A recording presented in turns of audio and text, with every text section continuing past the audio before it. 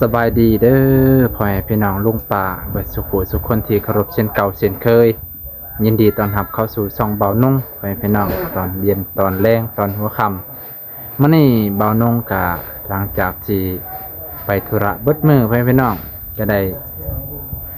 แล่นมาเส้นทางนี้ก็ได้มาแวะเฮือนน้องแดงเนาะตอนแรงๆซึ่งก็เห็นข่าวดีของเพิ่นโอ้ตัวไปพี่น้องเดี๋ยวพากันไปเบิ่งเนาะหลังจากที่เห็นความพร้อมเพรียงความสามัคคีของเพิ่นบ่าวนงและสะออนไปพี่น้องเนาะไปเบิ่งน้ำกันไปพี่น้องปาตัวไปพี่น้องพี่เห็นสางเพิ่นคาเมกคาเมนคือกับเห็นสางโงนนี่แหละไปพี่น้อง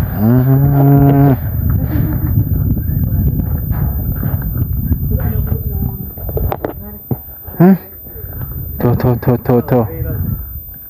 เพิ่นพร้อมที่จะสร้างเฮือนครัวได้ไปพี่น้องโอ้เฮือนครัวเพิ่นเริ่มแล้วเด้อนี่โอ้ขาดเลยพี่น้องลงจาก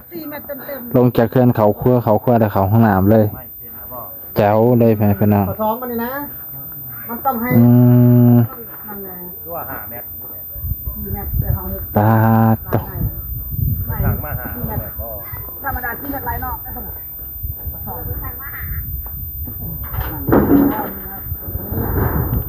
เฮือนครัว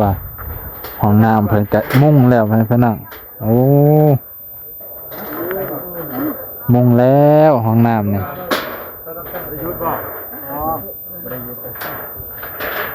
ยุดบ่ได้เลยไปงานดองไปเช้าเลยทั้งนี้บ่มีปีใหม่ปีเก่าเนาะลุยงานอย่างเดียวปีใหม่มื้อว่าปีใหม่บ่ปีใหม่นี่หยุดบ่ได้หยุดแล้วหยุดไปเช้าแล้วปีใหม่ทางนี้ส่วนหลายสิฉลองที่ตอนกลางคืนเนาะกลางเว้นก็ทำงานต่อคันสิไปหยุดก็ห้วยเหยียดยาวเลยเนาะเรียกบ่แล้วเพิ่นว่าคือว่าละเขตนอกเป็นเขตนอกบ่ค่อยปานใดดอกบ่ค่อยฉลองหลักๆก็คือเงินนั่นแหละเพิ่นเนาะฉลองหลายก็เสียเงินหลายห้องน้ำเพิ่นก็มุ่งน่ะเด้อนี่เพิ่นน่ะตอกทั้งเทิงให้มันเรียบร้อยค่อยโบกค่อยกอเพิ่นน่ะคันโบกค่อยกอแล้วไปต่อมันสิสะเทือนมันสิล้าวแม่นความสร้างอยู่เด้อไปกันนะพี่มันสะดวกสบายเนาะว้ายสบายสันนี่เนี่ยสิไปเข้าห้องน้ำปลาเนี่ยบ่ได้เนาะโอ้ยพยายามเข้าห้องน้ำนี่เด้อพยายามตักน้ำเต็มเด้อเนี่ยแล้วก็สิเข้าไปก่อนบ่ได้ตักน้ำมันยากเลยเนาะเด้อหากมาตอนแรกนี่บ่เช้านี่แหละฮะบ่โอ้บ่ฮู้มองสิขุดบ่ฮู้มองสิลงเนาะบ่ฮู้ว่าสิลงเสาเอกเสาโทมองใดน้องแตงใส่ละ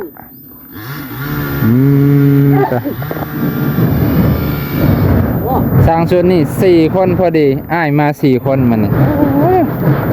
เขาเลี้ยงบ่ฮะน่ะเขาแรงนะ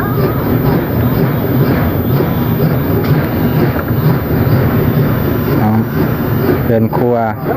สร้าง4 คนไปเป็นเอานะแต่ว่าอาจสิไว้อยู่ล่ะพี่ตา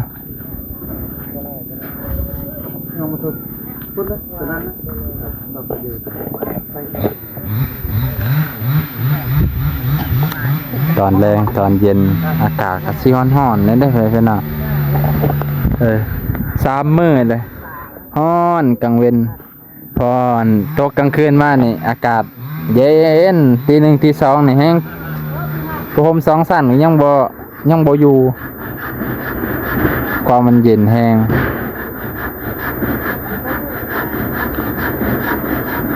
ทางฝุ่นมุ่งถาแล้วทางนี้ยัง ให้ก็ขึ้นโค้งให้มื้ออื่นเพิ่นน่าจะไว้ขึ้นกว่านี้เป็นขนาดมื้อนี้เพิ่น เป็นตัวนี้หัดพึ่งแน่นอน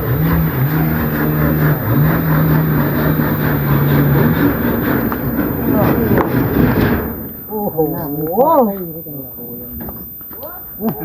โอ้เรื่องมันกูนี่นะมือถูก ฮะถูกต้องเลยเนาะโอ้ สร้างแบบห้องน้ำเนี่ยใส่เวลาสร้าง2 ปียังเสร็จแล้วเพื่อนครัวกับชื่อกันนี่เนาะก็สิ2 ปีคือกันเลยเพื่อนครัวกะ ปีหน้าเนี่ย ปีหน้าแล้ววันนี้วันที่31ปีหน้าแล้วกับแม่เล่นนี่มื้ออื่นกับปีหน้าเลยโอ้ยสร้างก็สร้างเว้า ปีหน้าหามือผู้เด้อไปสิแล้วปีหน้าหามือเลย สร้างเพิ่นก็สร้างว้าวไปพี่น้องบ่าวน้องก็คิดนำบ่ทันสร้างลิ้นมุกอีกแล้วเพิ่นน่ะตะว่าล่ะมื้อนี้ก็31ได้ไหมพี่น้องมื้ออื่นก็วันที่1เกินได้สร้างห้องน้ำใส่เวลา2 ปีจังแล้วเนาะมื้ออื่นเพิ่นก็สิโตมุงมื้อนี้มุงเรียบร้อยแล้วพี่น้องเดี๋ยวสิใส่ต่อสังกะสีอีกได้เนาะสังกะสี6 ฟุตตัวนี้เนาะ6 ฟุตบ่คัน8นี่พอดีเลยบ่โอ้12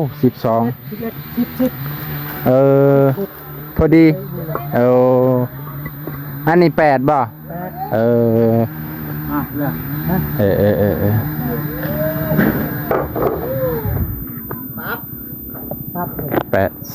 ฟุตพอดีพุ่นน่ะจริงๆเฮาก็เฮ็ดโครงหลังคาก่อนจังมาไล่สังกะสีเนาะนี่เอากินได้เลยเด็กข้าวกันมันมาขัดไหลบ่ขัดไหลก่อนนี่นะการตอบแม่บางทีเป็นไทยบ่ตอไหลขัดรถไม่ใช่เลยคนละลูกมันเป็นไทยบ่เท่าไหร่ขัดรถไทยบ่อย่างว่ะเธออยู่บ่เนาะสร้างทางฝุ่นลุยขมักขแม่นยานทางนี้แล้วปะ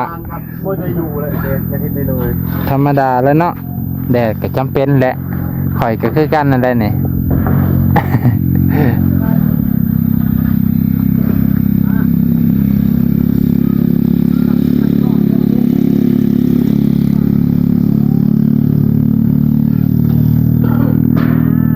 สายคาเฮือนครัวกับห้องน้ำพอดีจุกันเลยไปน่ะบ่ได้ไกลปานใดไป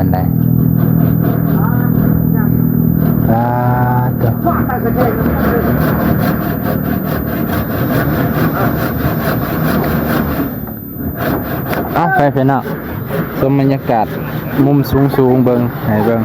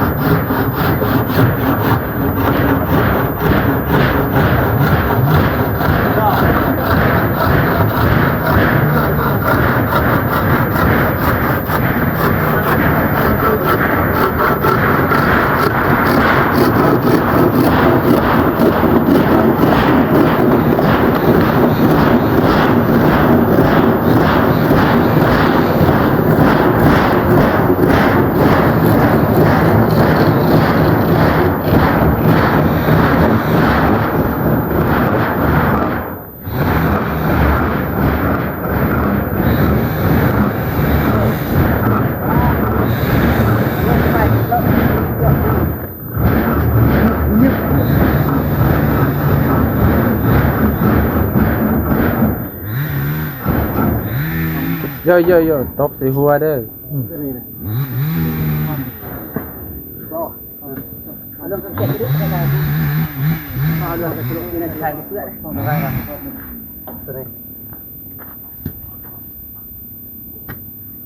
ห็นใช่ไหมจ๊ะเรียงนะศาสตร์ว่าศาสตร์เขา เนาะว่าว่าตามขอกันบ่ อย่ามันสาดเขาเป็นไร สมการว่าปัญญามันมีสักหน่อยว่าผมมีนักอีกต่าง บ่เป็นยังดอกก็เฮ็ดแก้ไขเอา เฮาบ่เฮ็ดยาวให้มันฮอดที่เอ้ย บ่ เห็นทางลิ้นใช่ เฮ็ดแบบการธรรมศาสตร์ได้เฮ็ด มันให้มันว่านี่ศาสตร์จะเอาอะไรตั้งต่อหางลิ้นออกมา ดีอยู่ได้แต่มีเนี่ยดีใส่ก็หมด ไม่ให้ได้แต่ดีอยู่ดีนะ เอาผู้ใดแล้วก่อนกะผู้นั้นไปก่อนผู้ใดแล้วทีหลังกะ ผู้เฮ็ดก่อนเร็วก่อนไปเลย ไปทางใด บ่ได้ไปทางใดคือเก่า คือเก่าบ่ จะไปเลยครับ จะว่าไปเลย ไปก็บ่อยากไปเลยเนาะไปแล้วบ่ต้องไปหลังนะ ไปไม่หลับกลับไม่ตื่นบ่เอาเด้เนาะโอ้ บ่อยาก บ่อยากเลยตอนนั้น ต้องได้หมด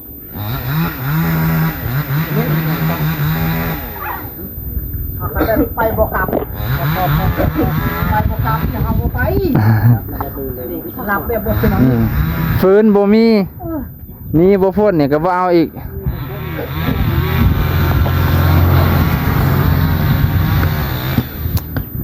ใครอยู่ดอกผู้ซอยก็มีแต่วัยรุ่นเนาะสูงสำนี่บ่ย่านดอกเพิ่น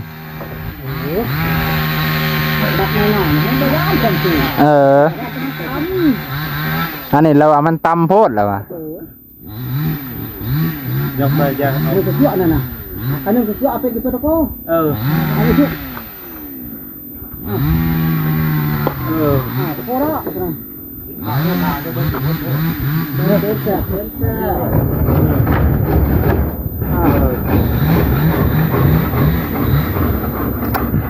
บาดมันนี่2 ทีมรวมกันสุดยอด เราจะมาก่อน แต่ว่าตอนนี้ก็ประมาณบ่าย2 ครึ่งเพื่อนพี่น้องบ่าย2 ครึ่ง2 ครึ่งเป็นกันยังบ่ทันเลิกดอกประมาณบ่าย2 บ่าย3 บ่าย4เพิ่นแหละเป็นการเลิกเนาะมื้อนี้พ่อน้องก็สิจบเพียงเท่านี้ก่อนเพื่อนพี่น้องทุกฝ่ายบ่สุขทุกคนขอบขอบใจขอบพระคุณหลายๆที่รับชมบรรยากาศของการเฮ็ดห้องน้ำและก็เพื่อนครัวของน้องแดงเพื่อนพี่น้อง2 ทีมเพิ่นก็ลุยกันห้องน้ำ2 สร้างเพื่อนครัว4 สร้างเพื่อนพี่น้องนะมื้อนี้ขอบขอบใจขอบคุณหลายๆบ่สุขทุกคน